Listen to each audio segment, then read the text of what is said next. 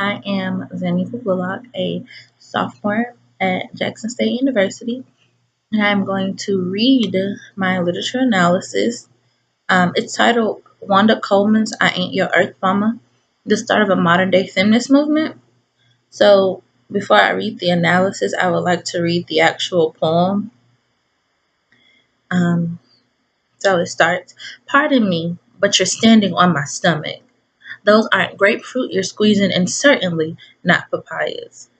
And don't you dare speak of coconuts. If you must insist that this is a gold rush, there are planes hourly for South Africa and the Yukon. There's nothing beneath this sternum but blood vessels, rib bones, and a significant muscular organ which gives off no feeling unless malfunctioning. And when you get tired of siphoning off my sweet water and pillaging my salt lakes, maybe we might discuss conservation and recycling.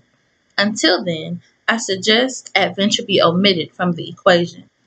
This ain't the jungle gym, so quit sticking your Tarzan in my Jane. That was Wanda Coleman's I Ain't Your Earth Mama. And again, my analysis is titled Wanda Coleman's I Ain't Your Earth Mama, the start of a modern day feminist movement. So, over the course of history, women have served as muses for the most renowned literature, artwork, and other expressions of creativity that the world has ever seen. However, as time has progressed, women are seen more as accessories rather than as the goddesses they once were believed to be. Many stories in history accredit the biggest tragedies to love stricken men who are bewitched by the beauty and other desirable traits of women.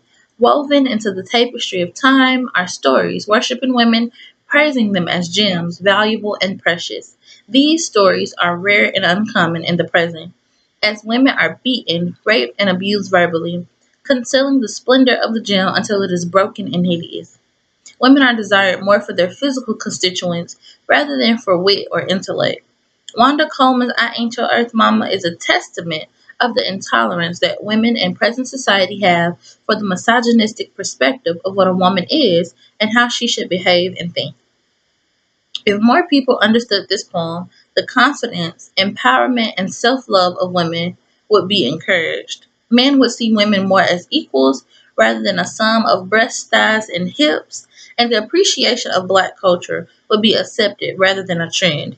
As such, the high rates of bastard children, gender inequality complications, and racial issues will be reduced. It is a very important vernacular that to love others, one must first love oneself. However, for many women, this is impossible due to the indoctrination of men stating that women are inferior or less than men. Although this may seem harmless, the inability of young girls to love being female and all that comes with the territory creates a cycle of self destruction, self hate, and the inability to achieve complete self actualization due to refusal to accept one's knowledge of self. If the lesson from the poem could be taught to women in relationships with men who are abusive, verbally or physically, and who refuse to let them be free to act and think as they believe, those women will realize that they deserve more than bruises and disappointment. The author tells the men of today's society that to see women as only property, that there are planes hourly for South Africa and the Yukon, quote unquote. She berates them for thinking of her as her parts, rather as what she has defined herself to be. Along with reducing the number of women in abusive relationships, if more women forced men and themselves to value them, the number of children had out of wedlock would decrease, because more women would see themselves as more worthy than just someone's baby mother. Additionally, the indoctrination of males in society to believe that they are superior or more than women is also to blame for the depreciation of women. Black men degrade black women for their voluptuous personalities, but are addicted to their voluptuous curves. Women have become sole sex tools for men, often only acknowledged when resembling that of a stripper or escort.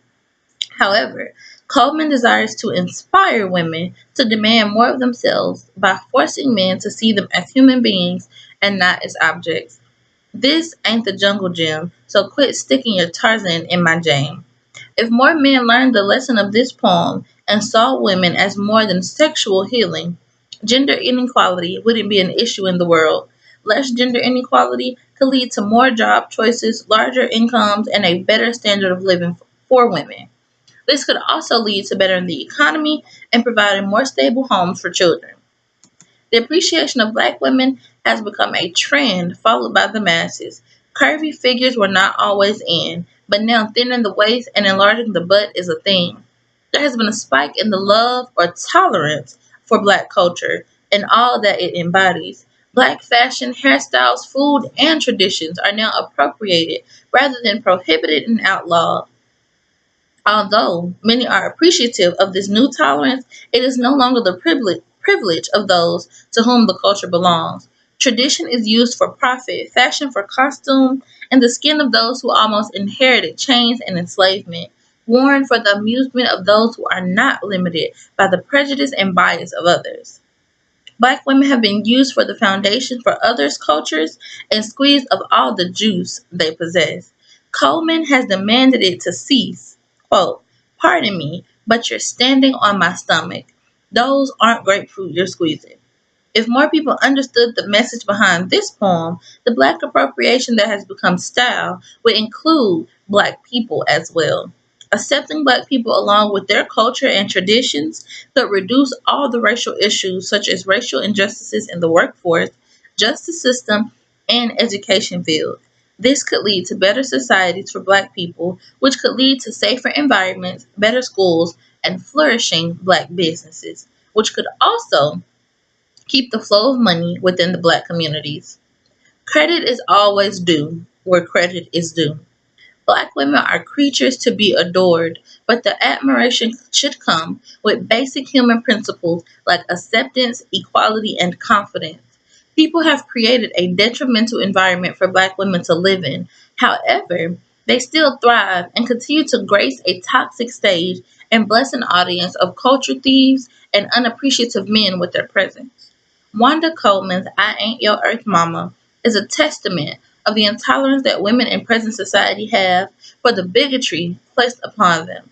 If more people understood this poem, women would be empowered, men would be less narcissistic and misogynistic, and black culture would not be today's trend, but an actual culture accepted in America's melting pot. As such, the high rates of bastard children, gender discrimination, and racial issues will be reduced. This will ultimately produce a more productive society for African American people. This was again my analysis, literature analysis, titled Wanda Coleman's I Ain't Your Earth Mama, the start of a modern day feminist movement.